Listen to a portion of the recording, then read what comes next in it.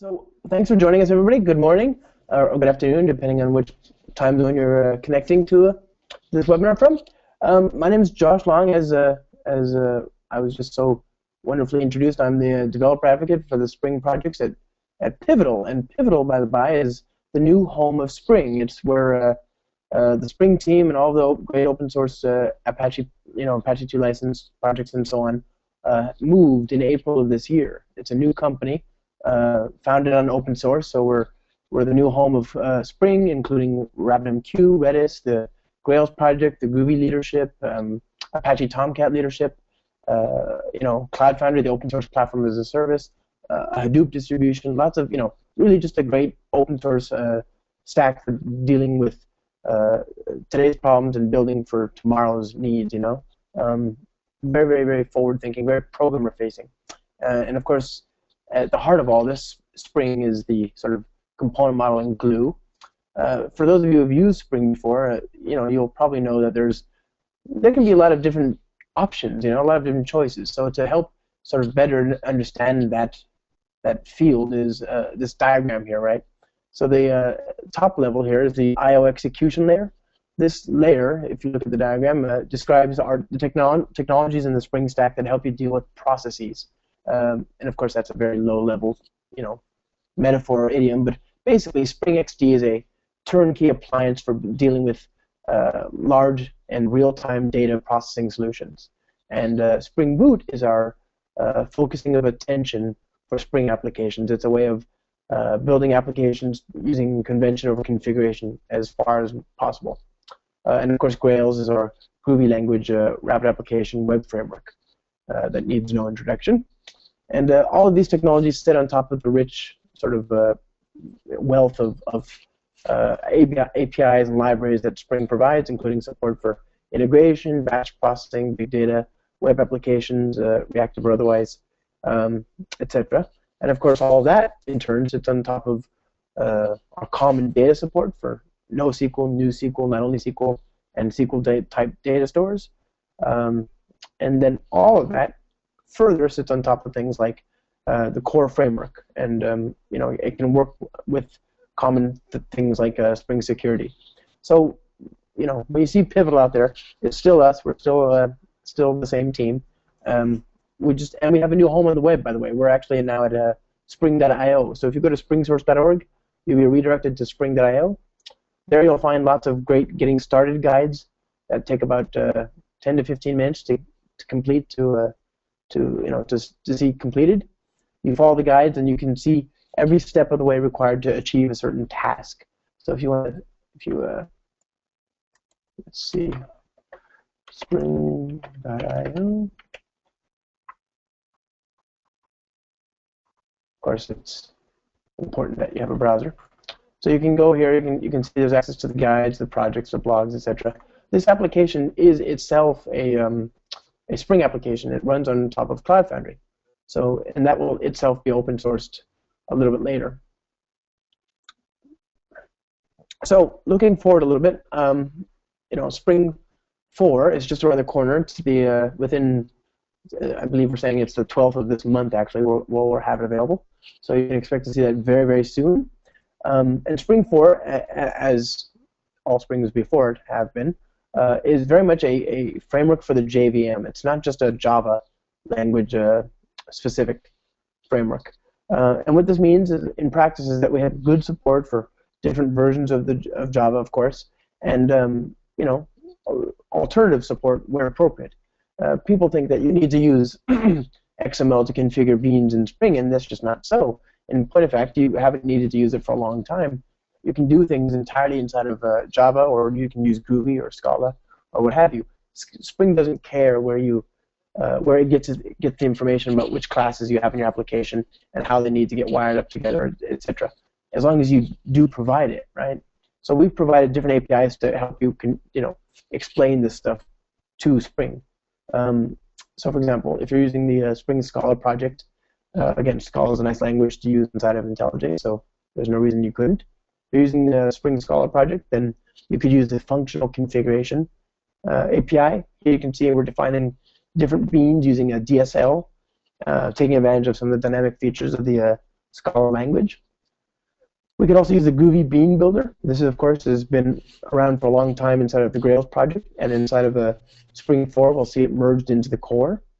The Groovy Bean Builder, again, uses the DSL that's provided by the Groovy language, which is another technology that works very nicely inside of IntelliJ. And of course, Java configuration. So this style has been around since we introduced the Spring Java Config project in 4 or 5, and that support got merged into the core in 2009. And so here we have a class which has a configuration annotation, and each bean is basically the description. Each bean method @bean method is the equivalent of a bean tag in XML. The return value becomes the actual class, and then of course any bean ID can be specified in the bean annotation, or the method name itself can be used to derive a bean ID. So yeah, there's lots of different ways to configure your application, and of course with things like Spring Boot, which we'll look at in a little bit, there's often very little need to do even this kind of configuration at all. Java 8 is of course a very, very interesting destination for Spring applications. It has a lot of great features, things I'm really excited to see finally in the platform, as I'm sure most of you are as well. One of those features, of course, is Lambdas. This is something that I think a lot of us in the community have been waiting for. It's a little awkward that in the C++ community, a language whose governing body meets but once or twice a year, if that sometimes, even they have Lambdas already, and we don't. So I think it'll be very, very good to finally get the support. Last I heard, the support was due first quarter next year. That might slip a little bit, but either way, it's imminent. So I'm excited. And of course, IntelliJ has had great support for Java 8 for more than a year, which is another reason why there's no reason to be afraid to get started with this stuff now. One thing that I really, Lambdas go hand in hand with another feature that I like in Java 8, which is the method reference syntax. Here I've got the typical JDBC template example where I'm issuing a query and I'm passing the second argument. There's an instance of Spring's row mapper. Row mapper is an interface that has just one method. This is called a functional interface inside of Java 8. And functional interfaces can be substituted for method references that provide the same return value and the same method arguments. It doesn't matter what the name of the method itself is, of course. So here, instead of a row mapper anonymous class, I can just provide a reference to the map method, which is very convenient. This is a great thing. To make it even more concise, to make it even cleaner, you can use inline lambdas or sort of anonymous lambdas. This has the benefit of not only being very concise, but for the first time in I think history, we have tweetable enterprise Java code, which is a very, very good thing. So here I'm actually using the same JDBC template, but using this very, very concise notation for creating a function reference. Same idea, of course. I'm basically creating an interface at runtime, but in code it looks much, much more concise. Other features like the JSR310 support. This is basically Stephen Colburn's Joda time API are now part of JDK8, and of course this support propagates all the way through Spring, so you can actually use Spring's binding and validation support wherever appropriate with JSR310. Other nice features like repeatable annotations inside of Java 8 are also supported inside of Spring where appropriate. Of course, any discussion of Spring 4 would be incomplete without talking about the continually improved REST support. One nicety, this is not a huge feature, but it's a very convenient little thing, is this @REST controller annotation is syntax sugar for @controller, and then that lets you drop off the response body for each method. So while this doesn't do anything you couldn't technically do in previous versions of Spring for many years, it does reduce the sort of notational complexity quite a bit, just because you get to remove an annotation per method. So that's very nice. And one thing a lot of people are looking forward to inside of Spring 4 is, of course, our WebSocket support. So of course, Spring 4 supports JSR 356. but we've also got improved support to support a couple of use cases that the JSR by itself don't meet. So first of all, WebSockets, while nice, aren't universally available in browsers, and so we need some sort of fallback option. Again, I wouldn't want to name names or point fingers, but some browsers are maybe a little bit slow to implement this, or they have now recently implemented it, but up until say version 10, they didn't have complete support for it. Again, I won't name names, but I guess I suspect you guys can probably guess which browser that is. So you want a fallback option. That's an important part of building modern web applications. And then, in addition, the JSR is to WebSockets what servlets are to HTTP endpoints. It works, but basically, if you want to do any kind of routing, you end up funneling everything through a central handler, and then doing an if-then-else check.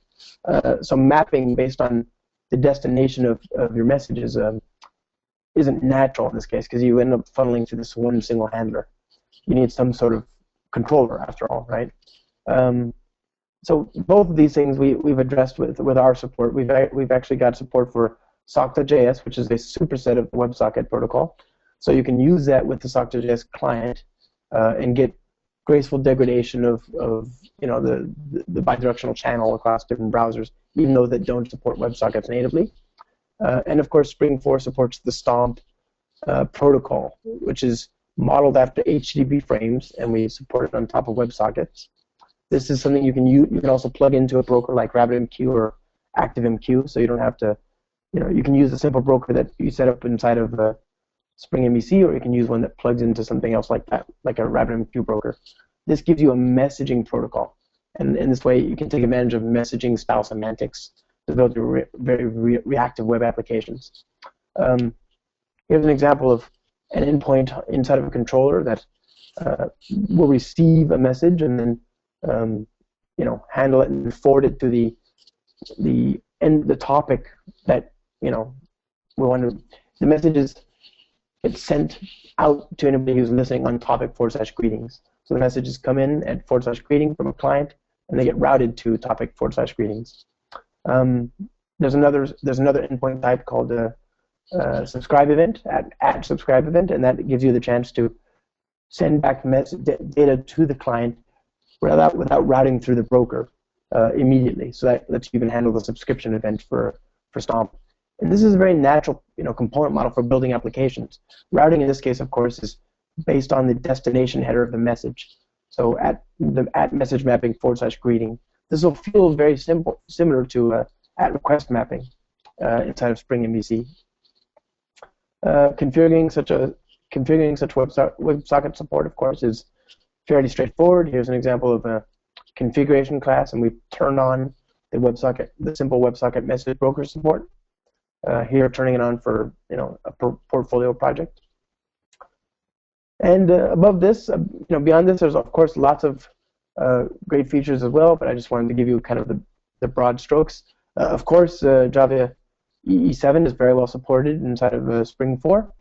The new datetime, we already looked at the datetime API, but in addition to that, the bean validation and concurrency APIs, the new servlet and JMS and JTA cuts are supported, and as I just described, the JSR 356 is well supported, and even the batch JSR, which we actually had a hand in helping to craft, is of course very well supported.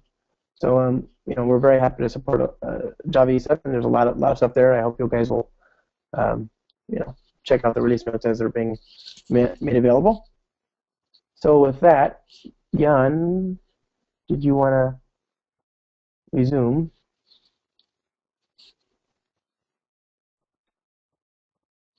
Josh, yes, thank you, Josh, for this nice introduction. And any questions up there, or shall we just continue now?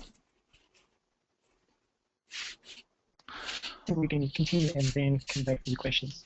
Okay, so my screen is visible. Okay, so my name is Yann Cébron. I am one of the Spring developers in IntelliJ IDEA team, and while today we will focus on what's new in IntelliJ 13, I quickly also want to talk about some basic concepts so that everybody maybe who is not very familiar with how Spring Support in IntelliJ works can understand what we are doing here. So in IntelliJ we have modules which combine certain related functionality, and modules can have facets. And we have here a Spring facet which needs to be added to one module. And they have the concept of file sets, which more or less resemble application contacts. So you can actually remodel your application contacts or multiple application contacts as you configure them in your application in this Spring facet. So IntelliJ IDEA will understand how the relationship between configuration files or Java configuration works together. So resolving and navigation and all this IDE functionality works as expected. Okay, so much for a very quick introduction into Spring, because it's very important to get right, and we'll come back to that issue later when we show some new stuff in this area. Yes, as just said, Spring 4.0 has very tight integration with Java EE7, which is also one very big area in IntelliJ 13, which has been enhanced a lot. So we already support all the new specifications from Java EE7. We also have support for the new batch specification, for example. So everything is already there to try out if you want to. Okay, I've prepared a small fake project, which is very simplistic in some aspects, but it's, I think, a good way to show off new features without introducing too much of code. So the first issue I want to talk about today is bean documentation. So you all know about the possibility to invoke quick documentation for code, which is now a feature which also works on Spring Beans. So if my cursor is now located on a Spring Bean reference, like it is right now, I can use the shortcut to show quick documentation, and it will show me the name, the type of the Spring Bean, and the location. This also works if your Spring Bean has some nested description tag. It will include this documentation as well. So I think that's very handy if you need to quickly look up any bean or want to know more about it. Something that works together with the new documentation, or what we just saw, was the type of the Spring Bean is now displayed in the documentation, and this type is now also more clever with regard to special beans. So here we have a util constant bean, and you will read Spring constant for the type of the Spring Bean. We have extended this to most, if not all, known standard beans in the Spring namespaces we support. So Spring Map, of course, is also detected, as well as a task scheduler. And you can also navigate to any Java class right from here, so that's very convenient if you want to look up something very quickly.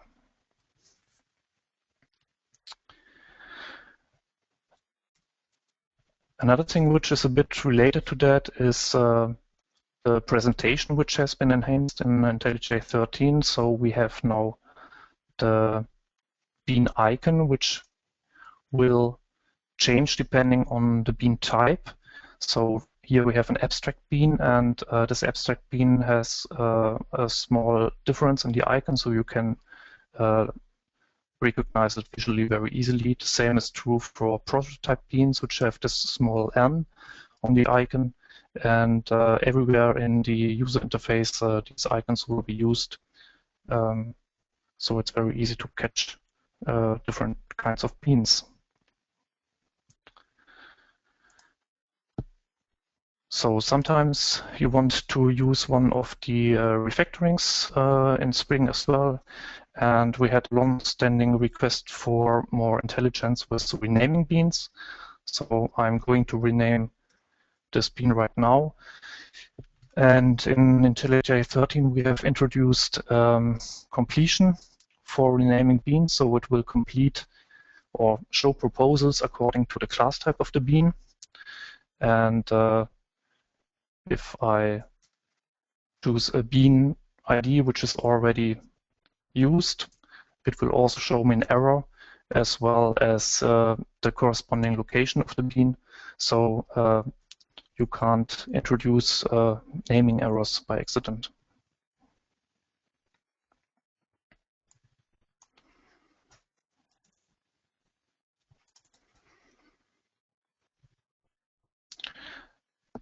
So the next feature I want to talk about is injection. We've had language injection for a long time in IntelliJ IDEA provided by the IntelliLang plugin, which allows you to inject languages into, for example, strings or XML attributes or values. And this has been extended to references as well. So you can now use it also for Spring resource references as well as for Spring Bean references. And I have this small example, which is custom wrapping context, which, for example, could be located in your own project, which wraps a real application context behind it. And let's look what we can do with reference injection. So here we have the construction of our contacts, and we pass in as parameters the locations of the configuration files. And I can now use the intention to inject a language or reference. And I will inject the new reference type Spring resource path. And then IntelliJ will understand that the string is now a reference to a Spring resource. So it understands the class path prefix as well as the other prefixes which are known from Spring resource type. So that's very useful if you have, or if you want to use the Spring resource type in any location. The next reference we have is for Spring beans. So let's say my wrapping context has a method to find a bean by its ID. Usually you would have no autocompletion, or at least not a very useful autocompletion in this context. So let's inject a reference to a Spring bean name in this method. And now you will have the autocompletion you already know from Spring XML config or Java config files.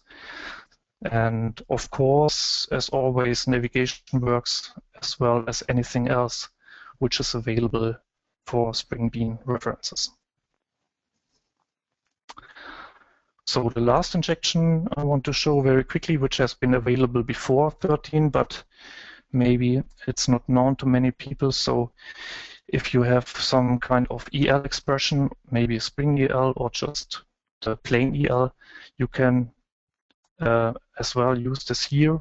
So we'll just tell that our method resolve Spring EL expression expects Java EL, a Spring EL expression. And now you see the highlighting has changed. So it will even resolve EL variables, and you have auto-completion as well here in your Spring EL expression.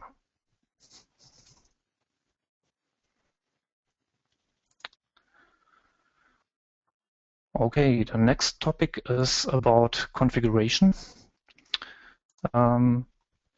So I showed you in the beginning the Spring facet, which is needed to configure the Spring application context in your project. And what we have added is additional checks on project load, which will guide you to setting up your Spring context. So to demonstrate this, I'm just going to close this project and reopen it.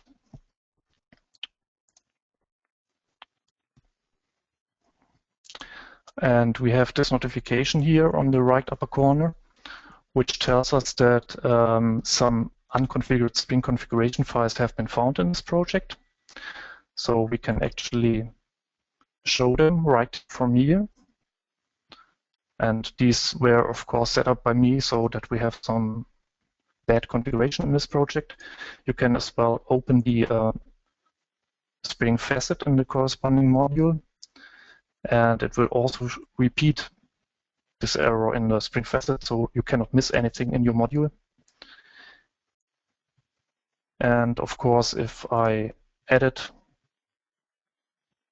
the context here, the error will go away because now my application is properly configured.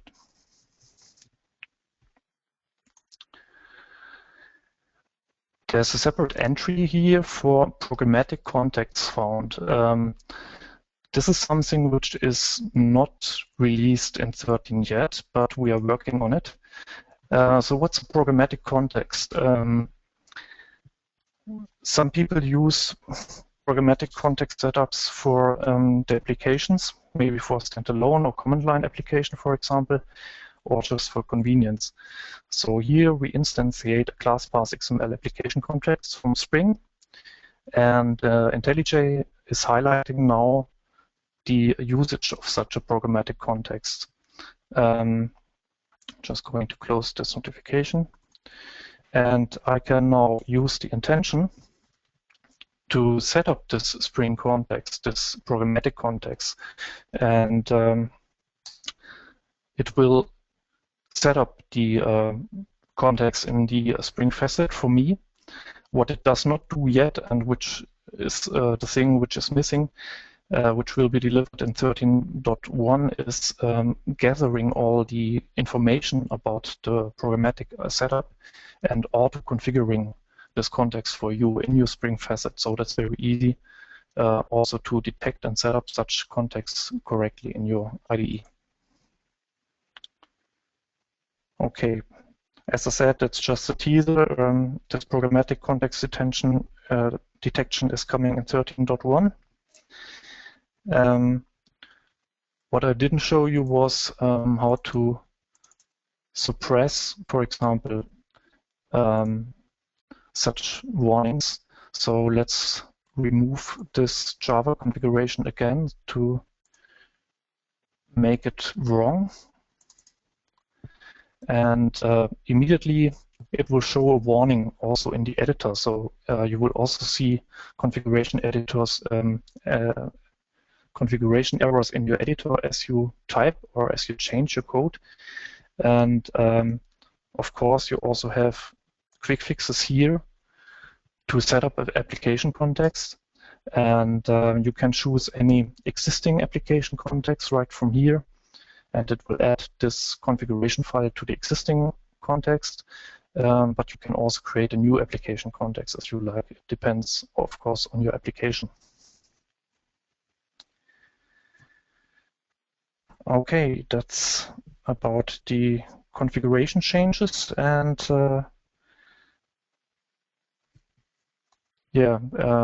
what is very new, of course, is also the detection of unconfigured Java configuration files or code configuration files. We always had detection and highlighting for unconfigured XML files. So also now your code configuration files will be checked for proper configuration. And the focus on annotation-based config is my keyword to hand over to Josh again, who will show some stuff or do some live coding, which heavily involves annotation-based config. Yeah. All right. So I wanted to show you guys what it looks like to create a brand new application from scratch and to get the job done as quickly as possible. I mentioned earlier the Spring.io website. You can go to those guides that I mentioned, and each one of those is backed by Git repository, and you can, of course, follow those Git repositories to get working examples of different things. But another avenue is just to, piece it together using Spring Boot. Spring Boot is, as I mentioned, a way of building applications that focuses attention on that which you're trying to do and sort of does everything else by convention wherever possible. Spring will, Spring has always had conventions so long as you check the boxes, so to speak. So here we're checking the boxes for you by looking at your application context. We're looking at the class path, and wherever possible, we do things for you, assuming there aren't reasons not to. And those reasons might be, for example, beans that we don't need to provide because you've already provided one yourself. And in these examples, our support will back off. It'll not try and do something for you.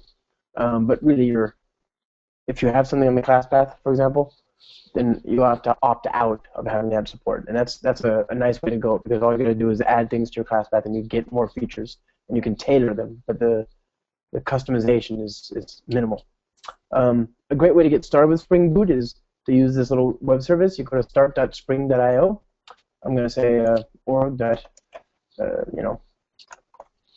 IntelliJ and Spring go in. Demo, of course, that is actually what this is.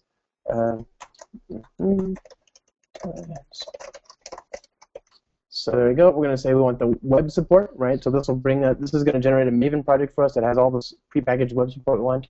We're going to go ahead and choose JPA support, and we're just going to go ahead and let it generate a Maven project, like so. Just going to download, go to the Finder. There's our application. I've, of course, fearing the demo gods like I do, I've always got a backup, but just in case, we're going to go ahead and run through this and live code ourselves something interesting, something powerful very, very quickly. So this is the old one. We'll go ahead and start again. Starter. I'm going to go ahead and just open a regular Maven project, right? So I'm going to go ahead and choose pom.xml. Would I like to open the project? Absolutely. New window, please. And of course, this launches us into IntelliJ, where we're confronted with a fairly Spartan project. We've got a pre-built test which does next to nothing, basically, and a bunch of code. What is going on?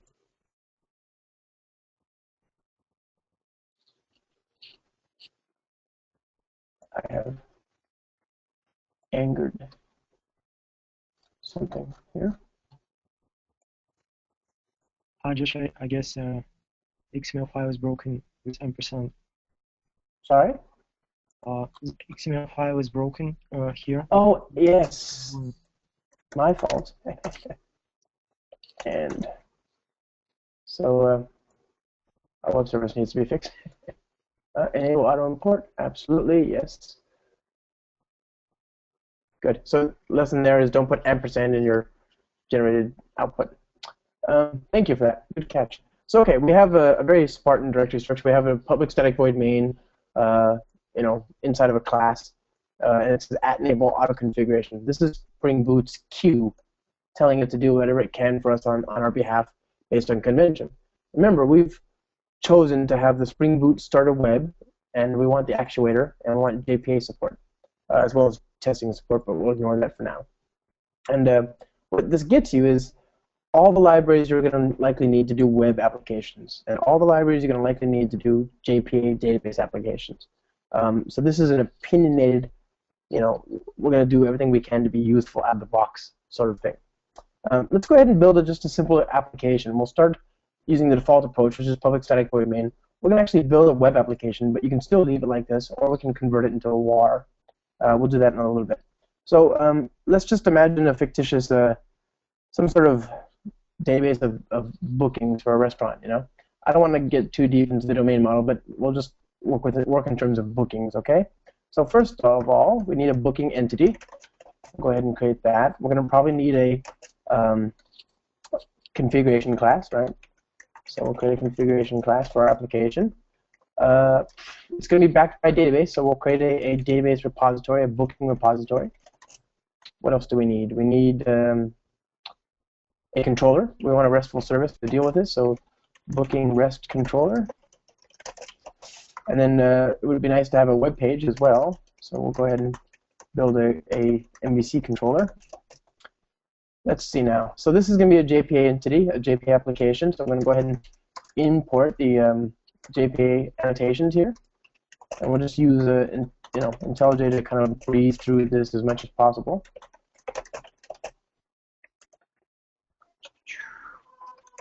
And then of course booking empty, and then we want this. Go ahead and generate the accessors and mutators. Or Command Alt L to get code formatting. This is of course a primary key and a generated value, so we'll leave it like that. And then of course this is a custom column, so we'll leave it like this. Name, thank you, validation. This is a REST controller, and as I mentioned before, we're going to be using Spring 4, so we have a convenient annotation there. We want to be able to load all the bookings whenever somebody goes to a RESTful endpoint. So we'll create an endpoint that delivers a collection of bookings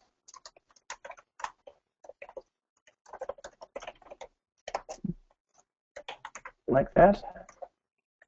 And right now we don't have a way to satisfy that requirement, so we'll just implement null. Add controller for the RESTful, for the HTML page rather.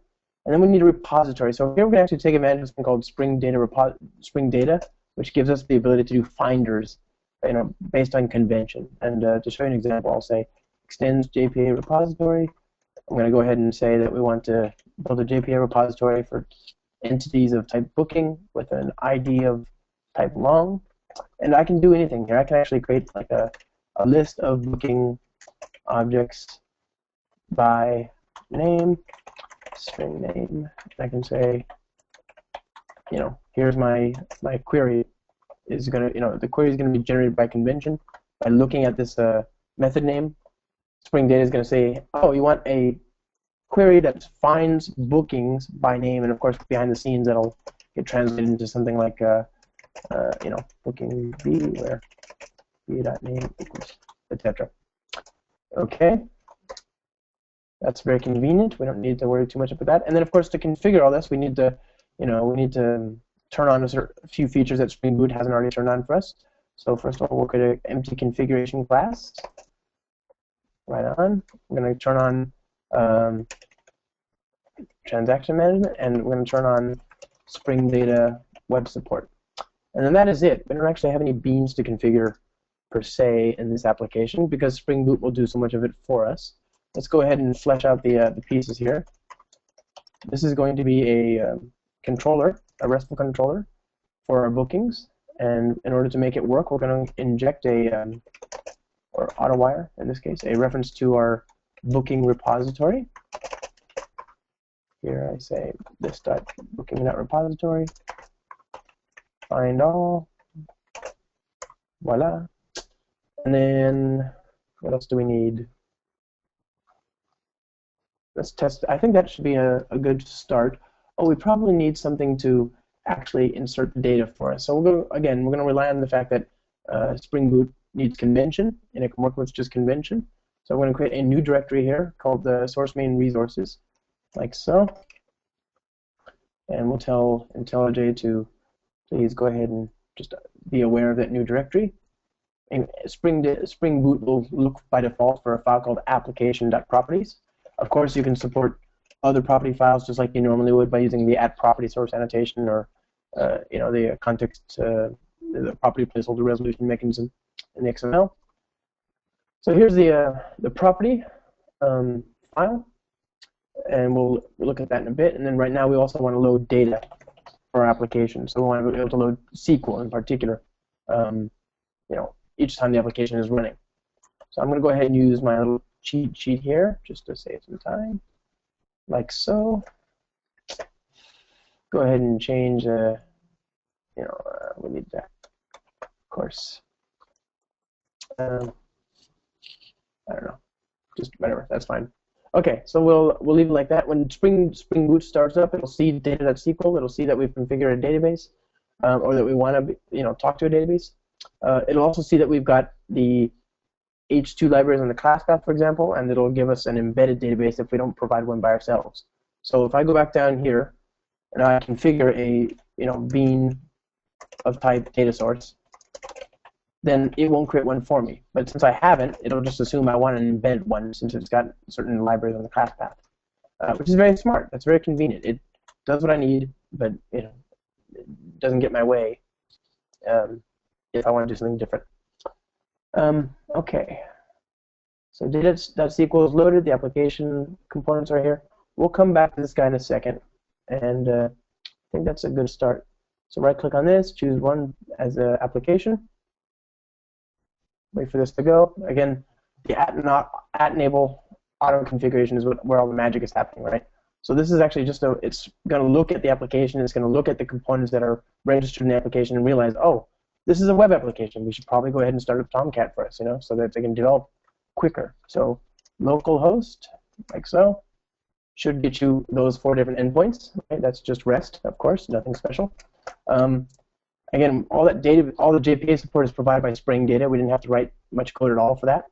And of course, since it's Spring Boot and we're trying to help you be production ready, you can get access to the rest of the application. So, for example, env, the endpoint there, comes out of the box just by having that Spring Boot starter actuator library on the class path. Health is very convenient for developers who want a look at what's going on. And so, for example, I actually have an error in my code here, my SQL. You can see that that's been reported. Good to know. Very good to know. Where did I screw it up? Anyway, come back to that. And then, of course, you get things like beans, which shows you all the beans in your application context. You get things like metrics, which shows you how many requests have been made to which different endpoints, and also where relevant the status codes of those different endpoints. So I've made one call to the env endpoint that had a response of status code 200, etc. So all this stuff you get just for free. We haven't done a lot of code at all to get this working, but we can do better. I mean, let's go ahead and take a look at what it means to, work from HTML page to render an HTML page. Again, based on convention, Spring Boot expects templates to be inside of the templates directory.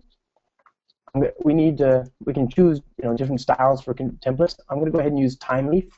TimeLeaf is a very, very powerful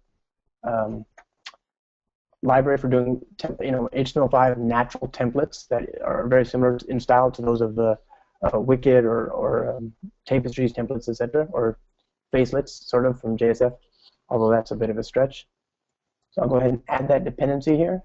Again, very convenient to do. I can use IntelliJ's marvelous Maven support here, so you can see all the different options I have available. It's a transitive dependency that's in dependency management from the Spring Boot starter parent, so all I got to do is import it.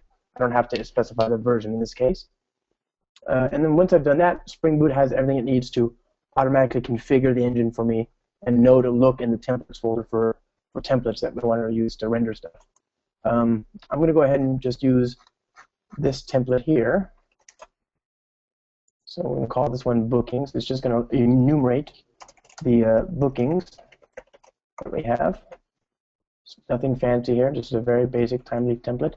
You can see it's got a div element, which has a special TimeLeaf th namespace, and I can use the special syntax booking of bookings, and then render this out. If you were to open this up in something like Dreamweaver or an HTML editor, you'd actually get a reasonable facsimile of what's happening. This is just dummy text. This won't actually be rendered at runtime. Again, that makes it a natural fit for the integration here in IntelliJ, but also in things like WebStorm. I mean, the awesome, factored out web application tooling. And let's see what else. The last thing we want is to reload our templates. So we're going to go ahead and just use a properties file and tell Spring that we want to go ahead and not cache the templates so that when we're doing development, it'll just reload and reload for us. That way we don't have to wait, each time. We don't have to reboot just to update the template. So I'll go ahead and hit stop. And the last thing we need here, of course, is actually an MVC controller for our endpoint. So again, here we'll just use the booking repository,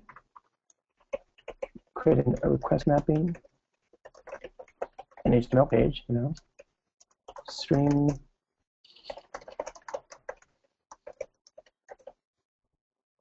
always say please, it's very important. Go ahead and use a Spring MVC model. Go ahead and add an attribute or two.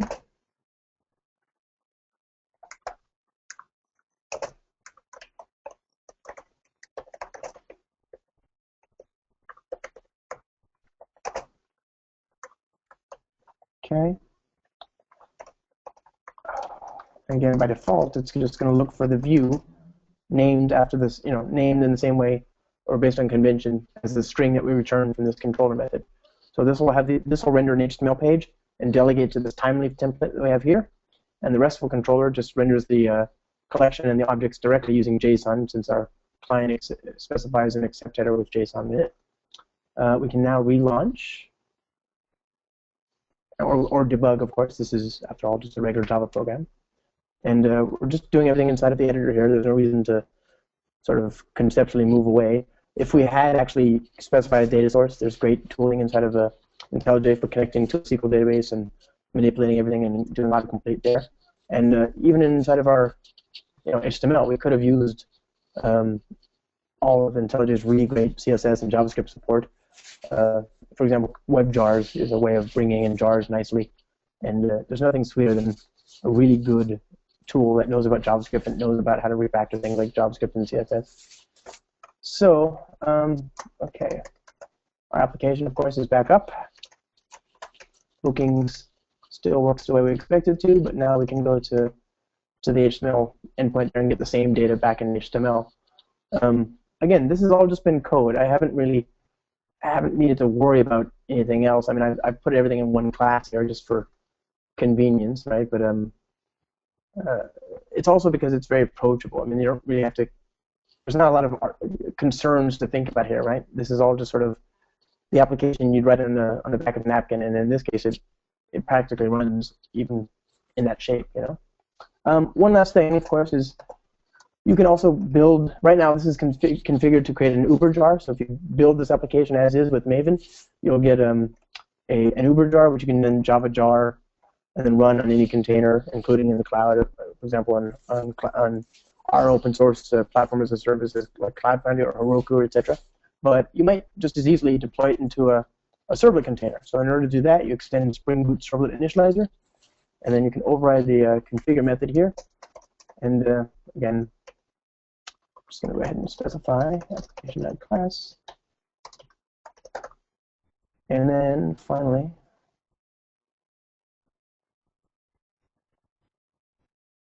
we can go ahead and change our build here. We don't need the jar anymore. We can say we want a var rather, right? So just autocomplete our way to the finish line there, and disable the plugin. Do a Maven rebuild just to make sure everything's happy, and then we'll see the application is now easily deployed. So I can go ahead and create a new configuration. Hit add new Tomcat server, local. I've already got a Tomcat 047 specified locally. So I'll go ahead and specify all that. And then I'm going to specify that I want to deploy my application. Exploded, by the way, which is great because you can always just Command F9 and or Control F9 and get all the things updated as you go. And then here we go. Go ahead and stop the run one and start the web application through Tomcat proper. And of course, this works just fine in any other, this is a lightweight servlet container like Jetty, but it also works fine in more traditional application servers like WebSphere and so on, and JBoss and whatever you want, right?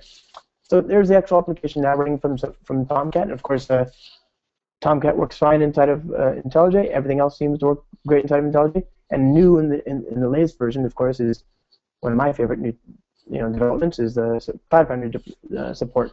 So if we had more time, I could just click create this, sign in, etc., and then deploy. But I'll just leave it to your imagination. You can get this entire application working REST, working web application, etc., and then deployed to production, all within 5 minutes or whatever, 10 minutes in webinar time. not bad, I think, and I think it's because this editor makes it so easy to kind of work through code. You don't have to worry about the nonsense. And Spring, of course, loves making it easy to get through the nonsense. Okay, so Yann, I think I'm. Okay, how do we thank you, do? Josh. That was very, very interesting.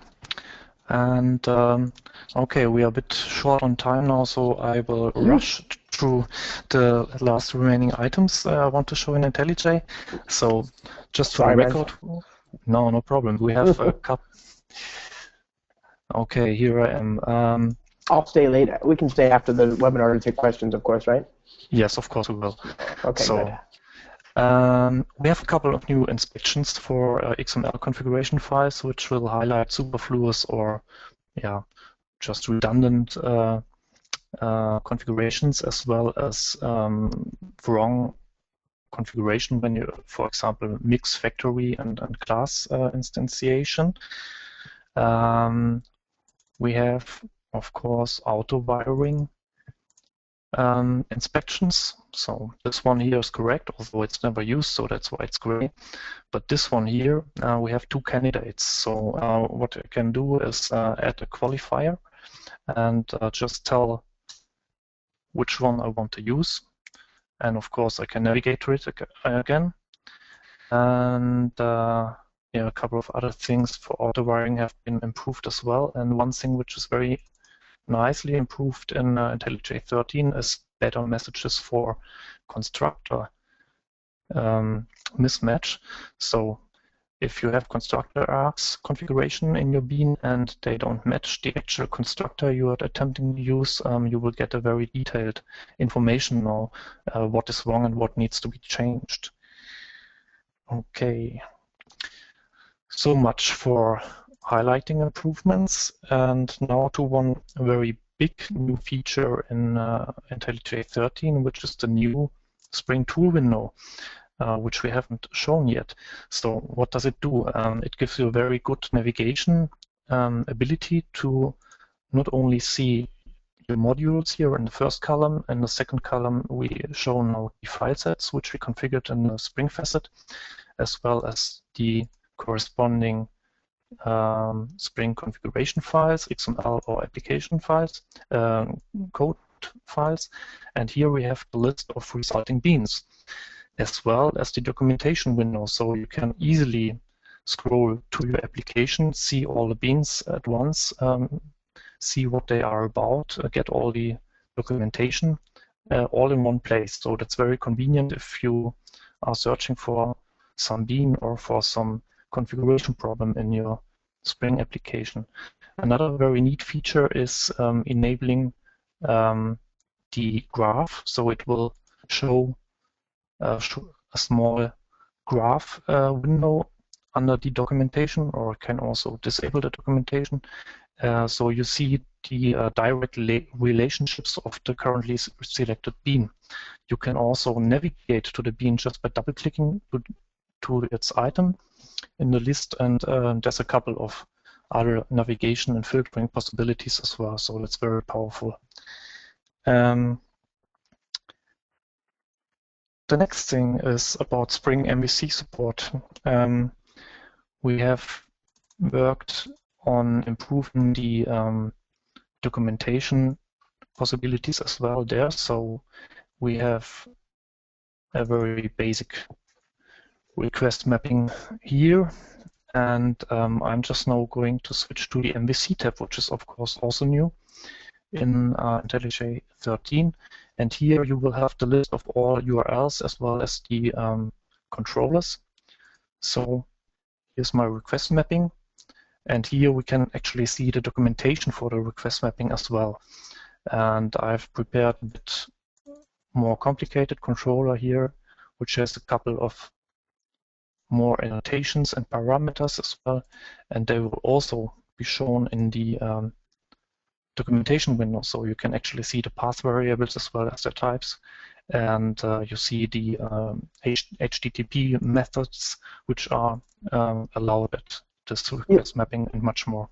Yeah, that's really amazing. A lot of people, it seems like some people want to be able to use and configure everything with Spring MVC in one central place, and others want to be able to use the annotations, but then they risk having their mappings and the routes spread across their controllers. Now with this, you can have both. You can have your convenient, code next to your endpoints and configuration next to endpoints, and then still get the bird's eye view of all your application controllers. That's really great. Yeah. This documentation is also available from any other place in the IDE. So when I have autocompletion here to some URL, I can also invoke the documentation here and see at a glance what parameters I need to pass in, if it's a GET method or a POST method, request mapping, everything else. So that's very convenient to navigate. Apropos navigation, we also have this small little icon here, which allows us to actually navigate to the related view of the request mapping. So you can just click here, go to the corresponding view. Of course, we also resolve any model properties here. As you can see, refactoring, of course, works across everything. So I think that's a very nice addition to have the documentation and the navigation from the Spring MVC window for your web applications. And then we have two other topics which I'm just going to tell you without showing examples. We now support the add context hierarchy annotation for test contexts.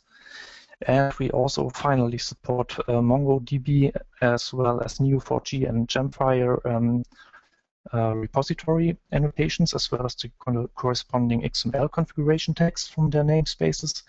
So we are up to date in this area as well now. Okay, that's all we could fit in this small 1 hour webcast. So we are coming to the conclusion now, and just very. Is there anything short, awesome to announce? Yeah, we have some stuff to announce. So what's coming in IntelliJ 13 dot point releases for Spring support? We are going to publish actually a Spring Open API for third-party plugin developers. So if you are planning to support your own XML or Java context annotations for any Spring plugin, for example, or for your own home-built Spring framework, you will be able to do it using this Open API. And of course, we expect other plugin developers to step in and maybe develop some more plugins for the Spring support in IntelliJ for lesser-known Spring subprojects. And for 13.1 support, we are going to work very hard on the Spring MVC support. We will work on the add enable web MVC as well as Java config, full Java config support for Spring MVC applications. And of course, we will update with the latest releases of all the Spring subprojects we already support, integration security, and so on and so on. So yeah, I think it's going to be interesting, especially with the upcoming Spring 4.0 release in 2 days, I think. And yeah, that's all from me. So that's amazing, man. This was fun. Thanks for having me. Yeah, thanks, Josh and Yann. And thanks everyone for attending. And make sure to visit our website and download the latest version of IntelliJ IDEA, as well as go to spring.io website to find all the guides how to get started with Spring. And of course, follow us in Twitter so you get all the news. Absolutely. Yeah, and one more section is, I think we have enough time to go through the list of all the questions and answer them. I'm looking at some of them now, too. One question was, can you show how to migrate to a full-blown WAR? And of course, we then answered that. Let's see. Do you see any questions there? Oh yeah. Let me. I guess Josh already shown how to migrate Java config to WAR Yep, the Spring Boot app. By the way, I'm STARBUXMAN on Twitter. If you want to find me there, and Yann is the same as his name, but without a space. Any details on when closure support is coming in Spring 4? I don't know if we have Spring closure support specifically planned, but after all, it is just a bunch of JVM types at the end of the day. So even if we don't have a specific idiomatic integration, you can still use it from closure. Obviously, it would be cool to see a more Lispy take on certain things. That'd be awesome. One more question.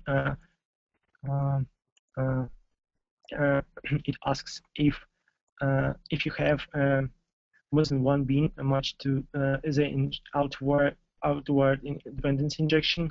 Mm-hmm. So it's highlighted as with a red line in the IDE. One of these beans is used for test purposes. So how to handle this? Yann, would you mind answering this question? Personally, is it in the list of the questions? For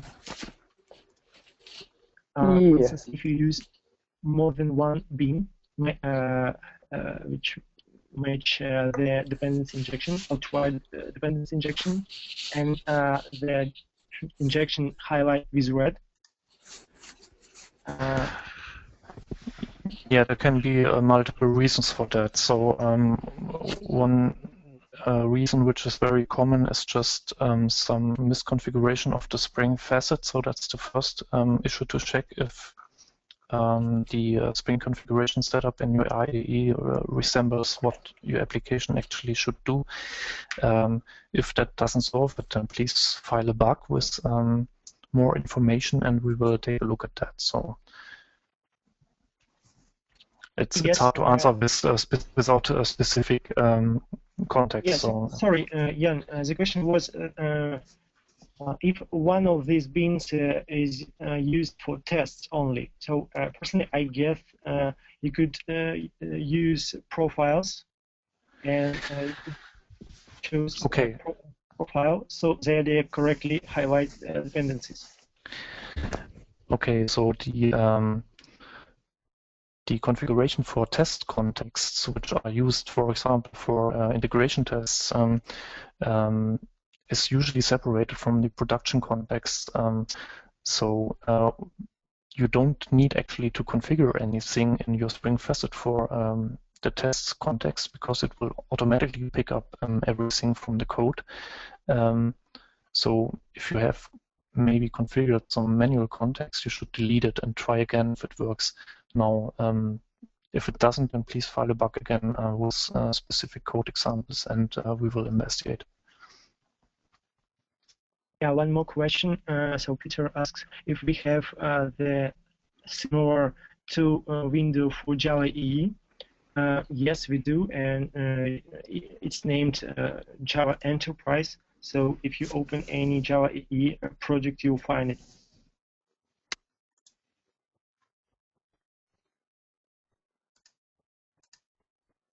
Cool. One more question on Spring profile annotation. Cool. Asks if there are any improvements on Spring profile support. Or I guess if you find something broken with that, you should definitely report it, because it's supposed to work out of the box. I'm sorry. Oh, you go. Okay, there are questions about the Spring MVC support, especially for the path attribute from Barry. Yes, it's a known missing link in our support, and there's even a ticket for it if you can look it up in our bug tracking system. It's on the list of Spring MVC improvements we are planning for 13.1. What was the question, though? To validate the path attribute of the Spring MVC custom tags for JSP, so as to navigate to the corresponding backing beans, for example. Oh, okay. Oh, JSP. Well, yeah, cool. I'm surprised you guys don't already have that. This stuff is One usually more question, I guess. really so great. What's the next question? I'm sorry, one more question on Gradle support. Is there any plans to provide Gradle builds for examples on Spring website? I guess there are already some examples with Gradle build file, right? Yes. So all of those guides that I mentioned at spring.io/guides are available both as Gradle and Maven palms. So every single one of them is, and wherever possible, we use Spring Boot. So you'll have, in fact, the guides feature the Gradle build and then a link to the Maven one. So Gradle first, actually, on all of them. I hope that helps. Does that answer that question? That's it. Yeah. Cool. Yeah. Thanks. John, seems to be. Thank you, man. Okay. Thank you very much for listening. Thanks to Josh again for joining us and showing us some impressive usages of Spring and IntelliJ. And thank you for showing me an impressive IntelliJ.